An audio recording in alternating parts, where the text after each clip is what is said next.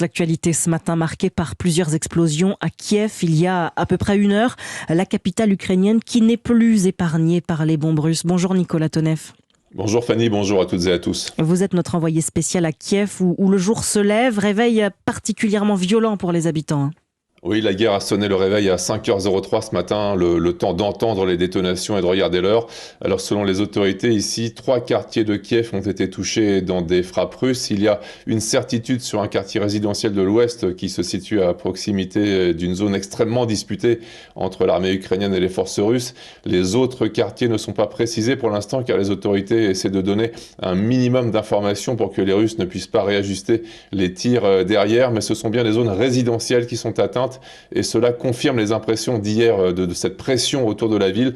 L'on entend maintenant quasiment en permanence les bruits de bombardement aux abords de Kiev. On voit les rideaux de fumée sur l'est et l'ouest et les odeurs qui sous le vent sont permanentes. Nicolas, cette pression autour de la ville dont vous parlez, on la voit aussi dans la commune voisine d'Irpin. C'est à l'ouest de Kiev, ville presque désertée où subsistent malgré tout quelques habitants, ceux qui n'ont pas pu ou pas voulu partir et qui dépendent totalement aujourd'hui de l'aide alimentaire livrée à l'abri des bombes dans les sous-sols. Votre reportage. Tout droit, encore 1 kilomètre. La voiture s'enfonce prudemment dans Irpin. Une place avec ses lampadaires, quelques arbres. Ce serait presque coquet pour l'endroit. Une femme piéton fantomatique sur le trottoir de droite. À gauche, des hommes en armes disparaissent entre les bâtiments. Le point de distribution est là, droit devant, engoncé sous un immeuble. Le sous-sol laisse sortir les derniers servis. Merci beaucoup. Merci beaucoup. Pas d'éclairage dans le souterrain, le guide s'enfonce dans l'obscurité, lampe torche à la main.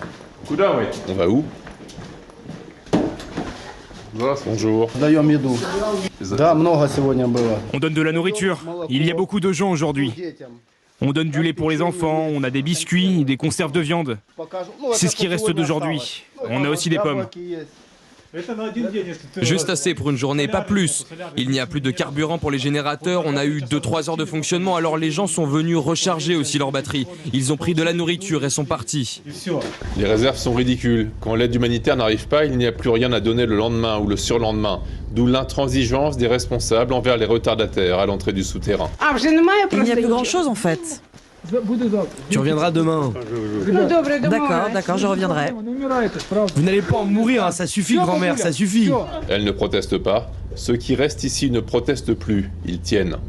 Nicolas Tonev, notre envoyé spécial à Kiev, où je vous le rappelle, c'est l'info de ce matin. Kiev a été bombardé, plusieurs explosions ont été entendues, un immeuble d'habitation aurait été touché.